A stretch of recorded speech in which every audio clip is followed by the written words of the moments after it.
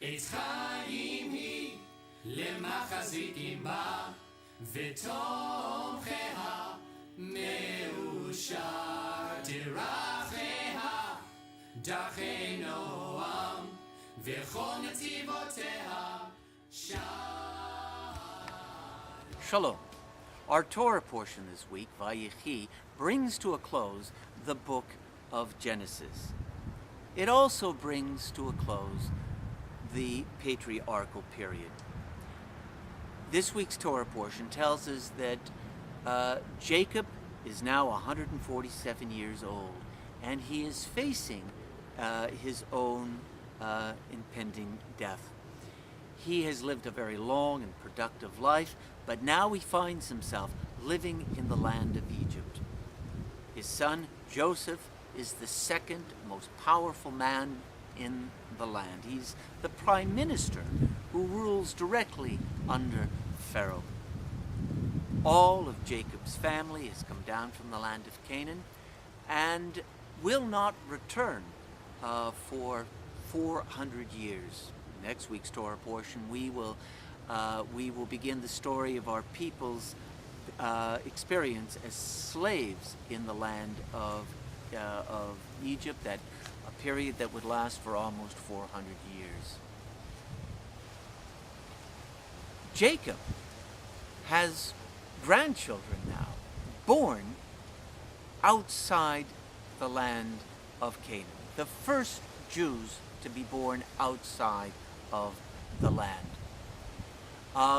And Jacob wants to bless not only his children, he will eventually give a special blessing, a unique and a special blessing each to his sons, but he will also bless his grandsons, Manasseh and Ephraim. And we see that Joseph brings his sons, Manasseh and Ephraim, to Jacob's deathbed. And Joseph is very careful to place Manasseh, the older son, directly in front of Jacob's right hand, and Ephraim, the younger son, directly in front of Jacob in such a way that Jacob would place his left hand on Ephraim's head, Ephraim being the younger son. And it seemed proper in the eyes of Joseph that Manasseh, the older son, should receive the blessing from the right hand, because in those days the older son was supposed to receive an extra blessing, was supposed to receive a larger portion of the inheritance and the mantle of leadership from the patriarch. But this had not been the case in Joseph's experience. He, as the younger son, had been favored by his father, and that had caused all sorts of problems with their family dynamics. Not only that, Jacob himself had been favored over his older son Esau a generation before, and that had caused all sorts of problems with the family dynamics.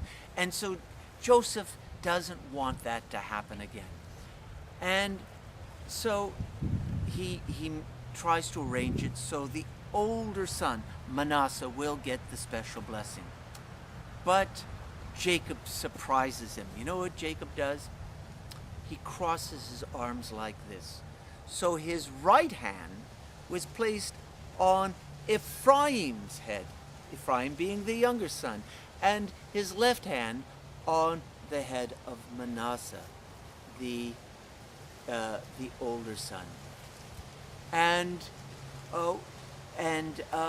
we wonder, had he fallen back into that negative pattern that had characterized some of the troubled family relationships that had transpired in the patriarchal period? Well, the Midrash gives us some clues that was not the case. If we look at the Midrash, we find that Manasseh had a very, very good, a very extensive secular education. He, as a matter of fact, it is said by the Midrash, was the translator who stood between Joseph and his brothers in that very tense episode in the Torah in which the brothers did not recognize Joseph, and Joseph did not want to speak to them directly in Hebrew. It was Manasseh who was the translator. Manasseh was a person who knew many, many languages and was being groomed to be a diplomat or a high-ranking government official. Ephraim, we're told in the Midrash, had a somewhat different personality.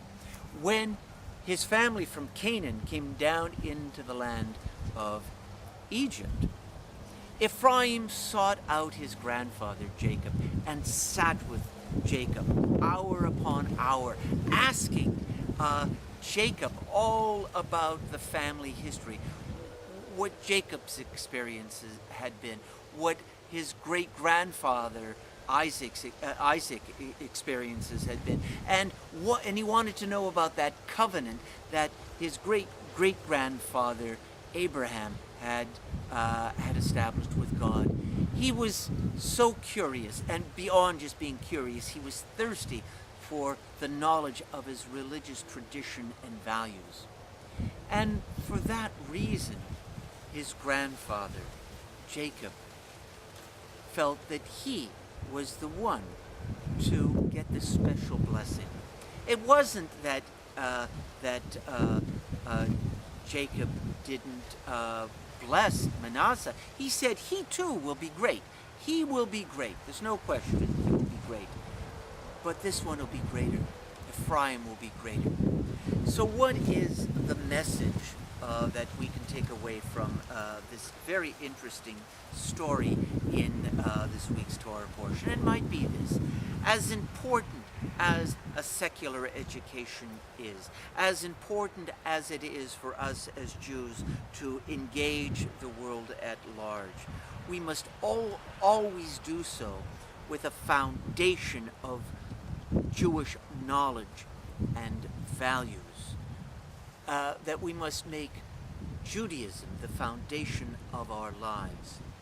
And that will contribute greatly to our greatness as a people. That will be the reason for our greatness as a people. Shabbat Shalom.